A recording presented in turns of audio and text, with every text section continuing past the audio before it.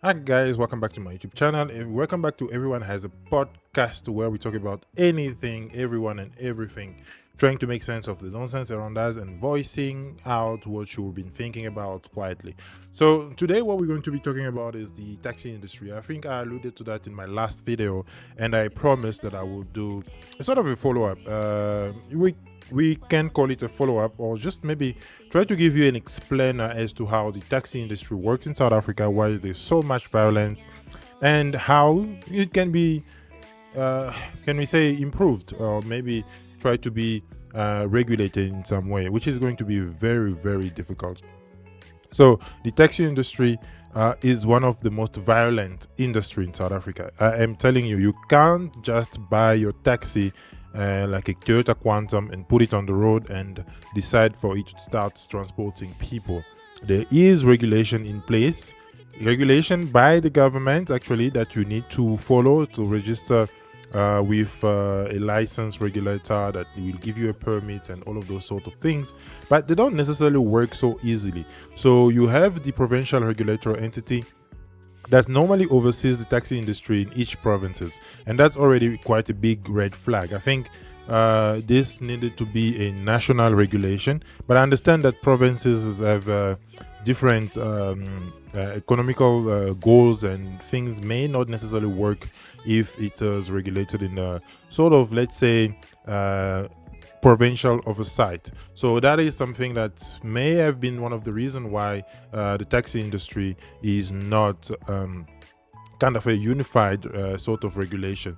So that definitely also plays a role. So then you have taxi association, which are some of the biggest culprit when it comes to the violences that is riddling the South African taxi industry. And you have the South African National Taxi Council, which is Santaco. And we alluded to one of the I think the president of Santaco made a video last time when we spoke about the taxi patrol prohibiting people from picking up their relatives on the road. Then you have the South African Transport and Allied Worker, SATAWU, and you have the National Taxi Driver Association, which is also it's a trade union actually that represents a minority of taxi drivers. But I've never actually heard about this. I think when Uber and Bolt were trying to, what is it? I think it was formed recently, and some Uber driver and Bolt driver, I think, I do join this. And then you have the National Transport Commission, or the Local Road Transportation Board, which issues professional driving license, which are for transporting passengers and stuff like that. But one of the biggest culprits, or one of the biggest reason why there is so much violence in the South African taxi industry, is definitely not the South African regulatory entities and the union and all those other stuff. It's the taxi association, because taxi association are pretty much self-regulated, and they are the biggest factor as to why there is so much crime and so much violence in the taxi industry.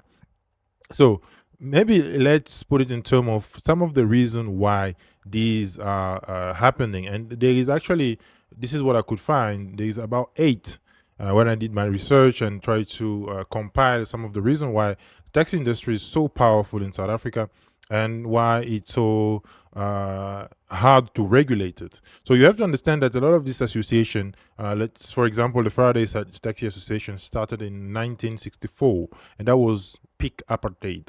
So during that time, a lot of black people didn't really have ways to be transported, and so people formed their taxis association to transport some of these people. One of the oldest one, I think, is the Soweto Taxi Association, and I think the Alexandra Taxi Association. Just by the name, those already can tell you where and which type of service were provided to the community in that time. So it was people from Alexandra and people from Soweto that had to be transported. You can understand that lack of regulation and oversight, because those taxi associations were literally left to fend for themselves and to create transport for the community members. So the taxi really grew organically during the time of apartheid, when it was pretty much impossible to transport black people. There was not enough sufficient transport mean for black people. And this actually was even an oversight when the government was formed.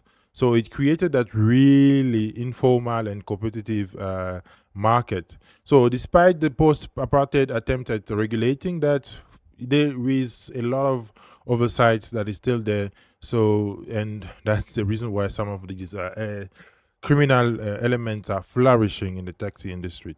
And we have to understand this is the second reason that the taxi industry is one where there's a lot of money to be made and competition is very fierce. So you understand that if you have money, you can put your taxi in on the road, but it doesn't happen that easily. So it's a very closed group. Those associations are very closed group. I think they have a very very few chairmen and chair people that are already taxi owners. You can't belong to the association without owning a taxi, and a lot of those people also branch out into a lot of other businesses, but primarily they are into the taxi industry, or that's where they come up into. And people actually, there's sort of a nepotism in the taxi industry where if the father dies, then all the taxi goes to the son or the daughter or whatsoever, so forth and so on. So that's the second reason why it's such a very competitive, very, very violent environment. There's a lot of profit to be made, and there's a lot of competition. And because of that, you also have the third reason why taxis are the taxi industry is very much riddled in crime, is the turf wars, and association also do fights against each other. So, and that generally because of the routes, generally the routes, or if I can say, the destinations. So recently, I think when Mall of Africa was being built, I don't remember when it was finished, there was a lot of taxi being burned, taxi driver being shot and assassinated and dying. I do think one taxi association chairman also did lose his life during that period because they were fighting for that route. And you have to understand, in South Africa, um, some of the biggest taxi association have some of the best routes. So if you look at Faraday, for example, they have from MTN taxi rank is actually where all the taxi do go there.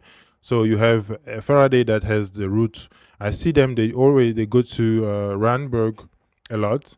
They go to they do go to Faraday taxi rank a lot as well, and those taxi also do go to the south.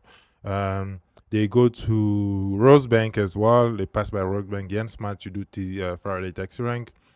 I don't know if they do go to Santon. I've never actually paid attention because I don't use taxis to go to town. I never used to use taxi to go to Santon. And so you can see that, for example, the Randburg Road, for those who have visited South Africa, so if you go from taxi from MTN taxi rank to, let's say, even Cresta, you will see that you have UJ over there, you have Verts over there, you have Bram passing by Bram. So you can see that there is a lot of potential fit count and a lot of potential customers that can be actually picked up on those roads. And that makes a lot of sense why taxis association really do fight for those routes. So you have a lot of infiltration by organized crime. And this one I don't have a lot of knowledge of, but I do believe that they do use a lot of assassins, and I do believe that there is a lot of money laundering happening in the taxi industry because it's a cash-based business. There is no swiping a machine or anything like that. You pay cash with taxis, you don't pay with any other means, and it's very easy to launder cash when it only comes to cash, and sometimes it's not by the fault of the taxi owner. Some of the taxi owners find themselves pretty much coerced by that because the bigger mafia group who have a little bit more money, have a little bit more reach and a little bit more power, and they can literally coerce or force somebody into doing something illegal. There's a lot of corruption and bribery because even the local governments have high-ranking officers who owns taxi as well, apparently. So imagine if you have a case against a taxi owner who happen to be a commissioner or a sergeant or anything like that. You can just see for yourself where your case is going to go. Nowhere, literally. So you have all of these reasons why It's so riddled in violence in the taxi industry, and unfortunately the community depends a lot on these taxis, and they are pretty much vulnerable to that, because if you want to leave from Soweto to let's say from Bara, Soweto, that side of Bara, to the south, to let's say Rosebank or anything like that. First of all, you can't do it directly. You have to catch two taxis, one to MTN, and then from MTN, you have to catch another one to Rosebank. This is one thing I hate with the taxis in South Africa, because of the association, the way it is set up. You can't really go from point A to point C, right? You can you have to you can't. You have to always the point. Let's say actually point A is the MTN taxi rank. You can't leave. You can't. Let's say I'm going to Sandton, but I live in Soweto. You have to pass by the MTN. You can't take a taxi from Soweto right to Santon. I don't think there is a route like that. There should have been. It's actually easy because you can just use the highway, but there isn't. It doesn't make sense, to be honest. It really doesn't make sense, unless I'm wrong. But I've never been able to leave Soweto. I lived in Soweto for over a year, or if not 9 months. So, but I've never been able to find a taxi that leaves Soweto straight to Santon. Correct me if I'm wrong. Correct me if I'm wrong in the comment section. And one of the reasons we have also is the weak law enforcement. Taxis are not impounded. They are not. I don't do they do any check in terms of word wordiness.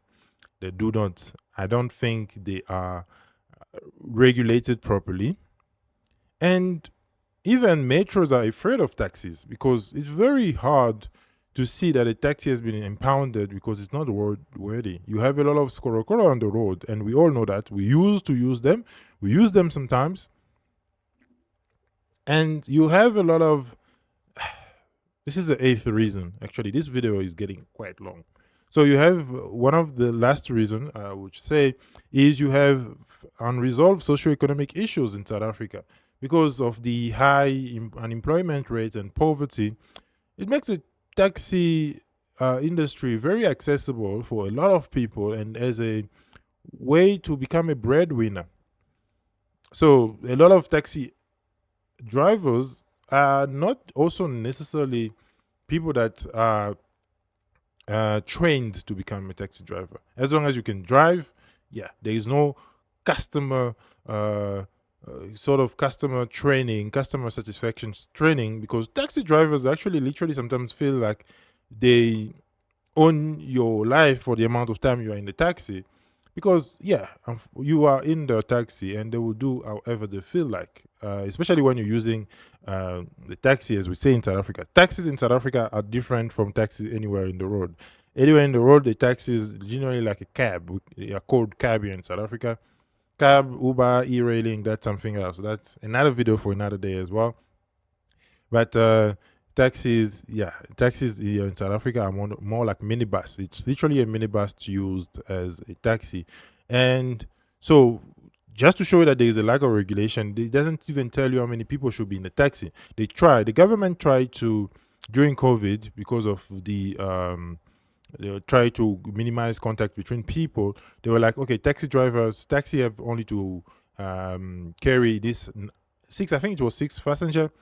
It didn't work out. This was a law that didn't work out. Imagine a whole law that the president say taxis have to do this, or the minister of transport, I think, did say that. It didn't work out. The whole minister mandates didn't work because the taxi industry has a lot of power. You can't say otherwise. You can't tell me that the minister didn't have enough power to actually enforce that law. And I mean, it didn't work out. You can go back into the news and check. But okay, so those are some of the issues. Those are some of the issues that the taxi have. Are they manageable? Can they be resolved, or is it possible really to improve the taxi industry in South Africa with all the shadiness that happen in it and with all the crime that it is riddled with? Is it possible to regulate South Africa taxi industry? or let's just say Gauteng. Let's start by Gauteng because I think in other provinces it works slightly differently, but in most cases, one of the biggest culprit is Gauteng when it comes to the taxi industry. Let me grab. It's actually very hot. So, is it possible, for example, to transfer, to formalize the taxi industry, to make it a little bit more transparent, to audit it?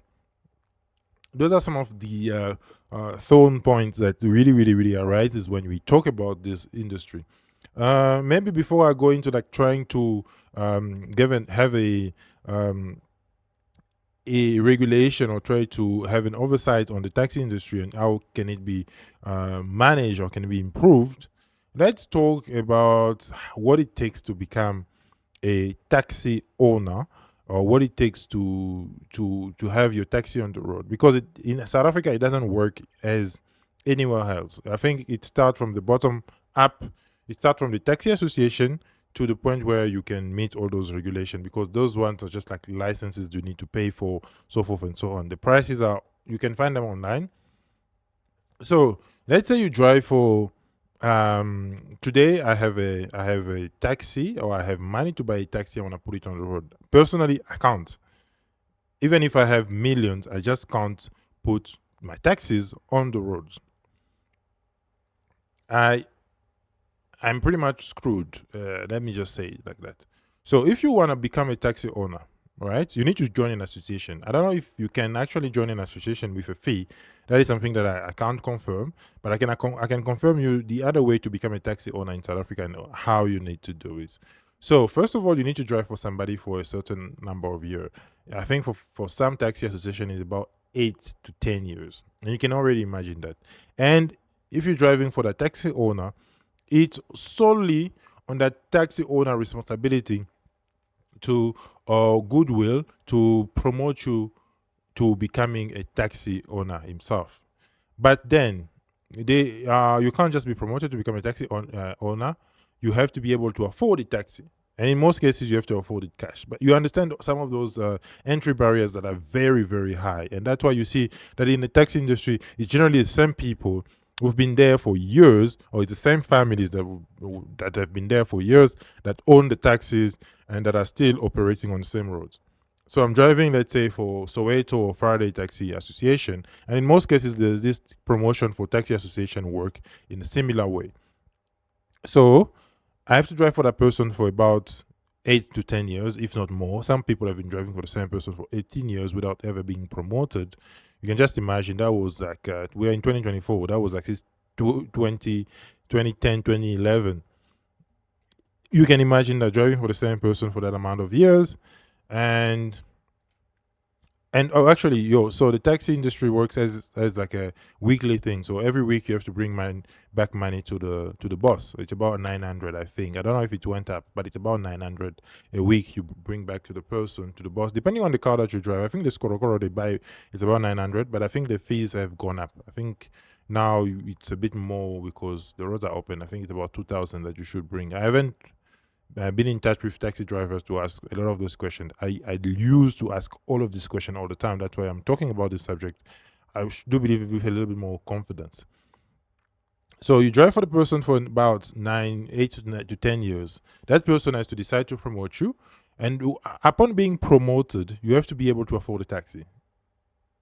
And the association will tell you how many taxis you can put on the road. You can't just rock up and be like, I have 2 taxis that I can put on the. No, the association will be like, okay, it's 1 or 2 taxis. And you have, for example, some of the association that has a lot of people. For example, if it's Soweto, we know that people will come a lot from Soweto to go work in the suburb and to go work here and there. We know.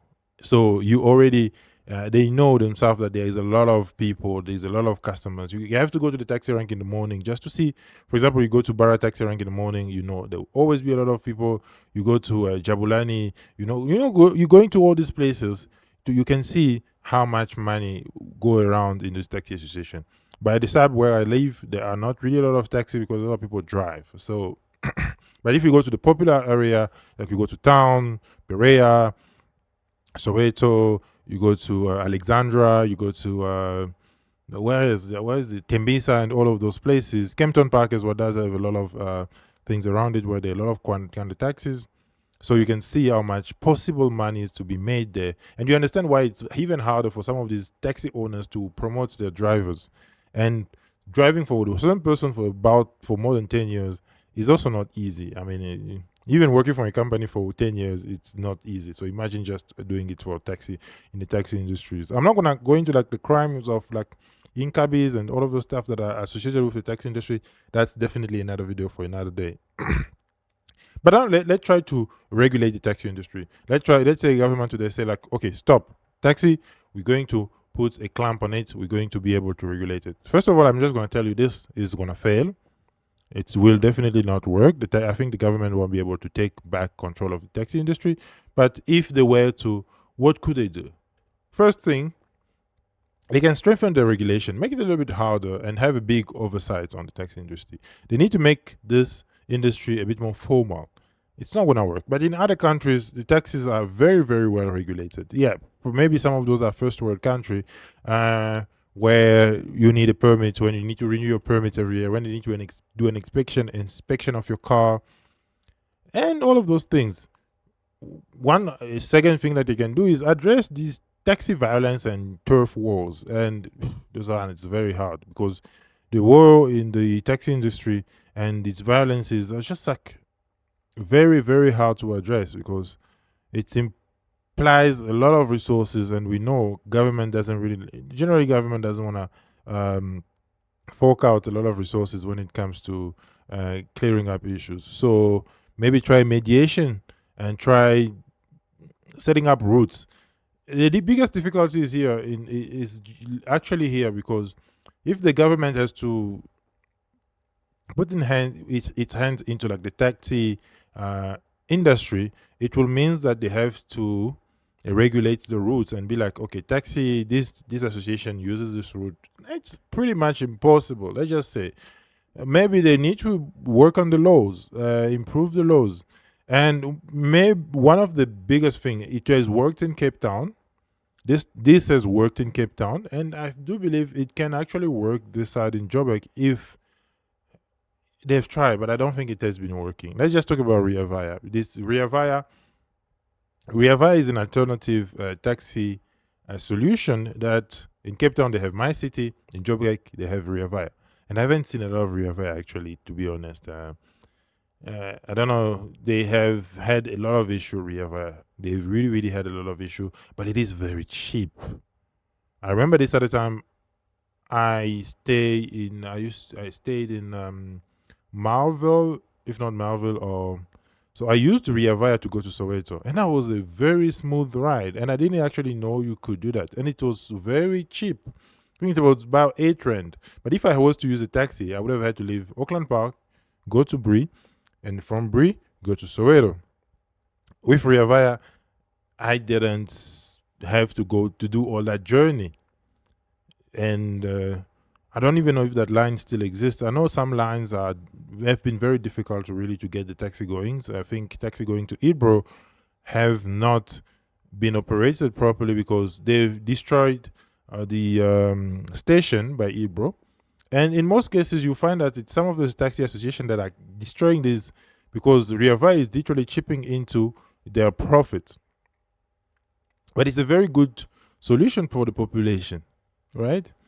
So if Metrobus is there, but I don't think Metrobus does really, really have a long life here in South Africa as well. I'm telling you, there are things that I can literally predict when it comes to the transport industry. Metrobus doesn't have long to go if they don't find a way to improve, for example, the buses of Metrobus, and maybe try to get a bit more routes as well with Metrobus. One of the biggest difficulty will also be, for example, if they have to improve the taxi industry, if the government has to improve the taxi industry, will be trying to find a way to support that transition from an unregulated taxi industry to a regulated one. It will imply a lot of financial support as well, because at the end of the day, people drive taxis to make money. People own taxi to make money. And if by regulating that, it means that they would make less money, nobody's happy to make less money than what they used to. even if it's was unlawful or anything like that. And that's one of the reasons why people do a lot of illegal stuff, because with illegal stuff, it's easier for them to make more money than if they were doing it legally. So that's tricky. And you understand that the safety of, let's say, for example, the safety of all of these people that have to be involved into that is also something that can be spoken about. One other thing is that the government has to stop being government sometimes. Sometimes the government also want to be too formal, and they don't collaborate with private sector, at least to the private sector of this magnitude. They need to create some sort of partnership and be like, okay, cool. Let's have a government partially owned taxi association or something like that, or something of that nature that will try to involve taxi drivers and really, really engage with them, like in terms of profits, in terms of a bit more openness. Because to be honest, we don't know how much the taxi industry makes. We don't know how much the association makes. So you can try to compute that, but it's in the tens and tens of billions of rands. And because it's cash, I do believe a lot of them do not pay taxes because they can under stipulate the amount that they win and they make. You can you can think that the taxes, you can say the taxes are underperforming.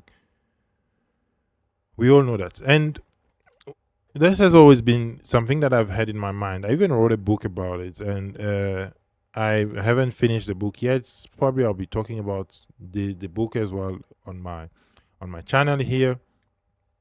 But how do we improve the tax industry? How really do we create that? Done quite substantial amount of research to be able to get to a point where this topic is it's not necessarily an entertaining topic, but it is a very honest topic, and it's a topic that I think needs to be spoken about. So I will believe that you got a few insight as to how the taxi industry works in South Africa and why there's so much violence. And please subscribe if you've made it this far. I appreciate that, and try to subscribe to the channel. I will see you guys in the next one. Peace.